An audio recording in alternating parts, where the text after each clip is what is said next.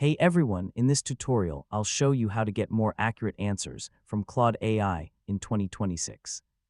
So if you're getting vague, incomplete, or confusing responses, this guide will help you improve accuracy step by step. First, be as specific as possible in your prompt. Instead of asking general questions, include details like context, goal, and exactly what you want the answer to focus on. If your question is too big, break it into smaller steps. So Claude gives more accurate answers when each part of the question is clear and focused. One powerful trick is telling Claude how to format the answer. You can request bullet points, tables, summaries, or step-by-step explanations for better clarity. You can also improve accuracy by giving context or examples. When Claude understands your situation better, it gives much more relevant answers. If the answer isn't perfect, don't stop there.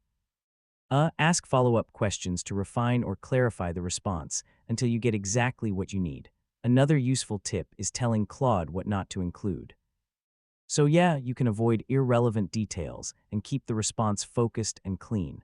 And that's how to get more accurate answers from Claude AI in 2026.